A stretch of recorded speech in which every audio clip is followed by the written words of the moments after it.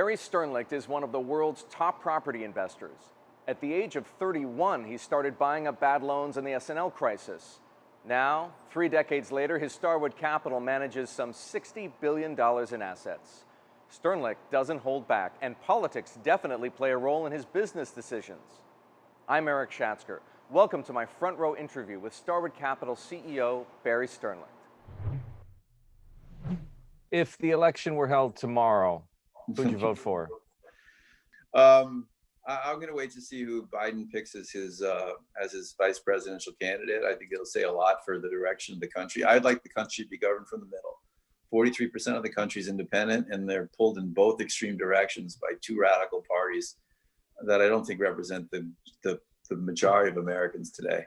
So it's a tough thing. I don't understand why Trump, who I knew before he got into office, why he has his stand on the environment. It's not an important stand. He could give the independents something.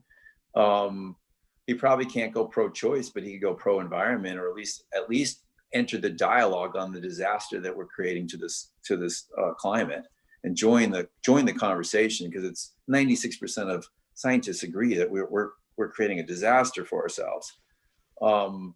And on the left, I don't think you want to throw out capitalism. I don't think there's a better system. It needs to be regulated, and people are just like a child in a crib. You put a child, you don't put him in a crib with no guardrails, right? But he can bang himself around all he wants inside the crib. And that's how capitalism has to be played. You don't need second mortgages and these exotic derivatives that nobody can understand except some computer somewhere. And then it goes off the rails because the computer model didn't model what just happened. Mm-hmm. And the world falls apart on a computer. Canada doesn't have second mortgages. They're just fine. They're just fine. So, some of the financial engineering that we've done in the name of liquidity, or whatever you call it, I think is a joke and isn't necessary. And you need to regulate it. Capitalism hasn't worked. Like, for example, when he cut corporate taxes, he could have tied that to job creation in the United States. There could have been a more direct link to bringing back jobs. You have an opportunity now, because I think the one thing the pandemic showed is that our supply chains are too long, and that we've outsourced key things that we need that we never thought were key, whether it was masks or ventilators or other PPP equipment.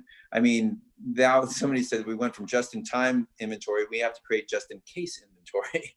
And that should be a manufacturing boom here, led by technology and robots. Even though they won't be the jobs of Ford Motor with 800,000 people on assembly plant, they still will bring manufacturing back to this country in places like Memphis, Tennessee, which is centrally located and could use a boost. And that happens to be a predominantly black city. It'd be an amazing thing for Memphis to have a free enterprise zone, for companies to bring their plants back from China and other places and work to manufacture products. But Americans are going to have to pay $1 more. We've never been willing to do that. We're going to have to pay $1 more for a product, because we cannot match the labor costs of the Chinese or the Vietnamese or the Bangladeshis. And so we either have to extract the labor from the product, or be willing to pay more for a product made in the United States. We've never been willing to do that. My father ran a manufacturer of flashlights and batteries. He ran it in Norwalk, Connecticut.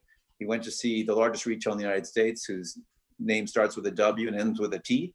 And they said, we'll buy your product, but I need it for $2.50. And my dad could only make it for $2.70 in Norwalk, Connecticut. So he had it made in China. And then he got the order from the company that starts with a W and ends with a T. So he outsourced Norwalk, Connecticut. And this was 25 years ago. And that's because Walmart wanted that flashlight cheaper for its US customers. And so 90% of what Walmart sells you is, I just told you the name, was manufactured in China. And we demanded it. We wanted to buy Nike sneakers 30 years later for the same price we bought them for in 1965. So, and we did it. We actually succeeded in doing that. But we moved. They didn't steal our jobs. We encouraged them to manufacture for us because it was cheaper. And then it went a little overboard. And they didn't open their markets. And that's not fair, right? The currency doesn't convert. That's not fair. They're playing, and they didn't open their markets to American competitors, even the airways. So, but we were happy to have Chinese goods here, and the quality got better. In the beginning, the quality wasn't good, but then the quality got better.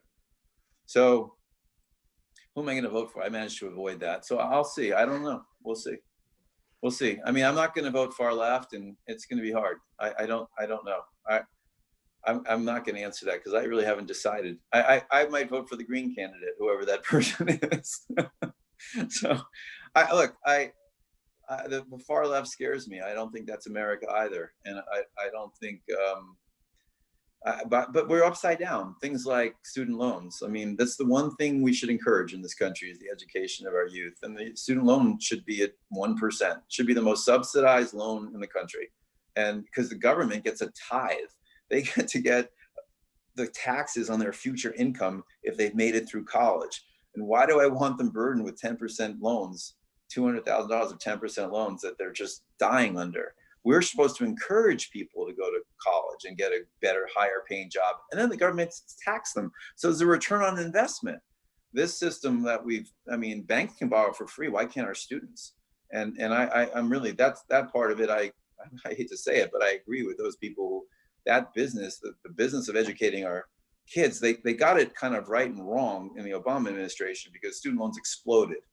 But the cost never was brought down so they could be repaid. And instead, 10% of them, I think pre-COVID, probably 20% today, I don't know the number, are delinquent and default. So you can't build a system and do it. So, I mean, there are things we should encourage and the federal government can do, which is the education of our nation. And so student loans, if they're required, should be subsidized, in my opinion. I have these radical left opinions. That one's a radical left, but I don't see.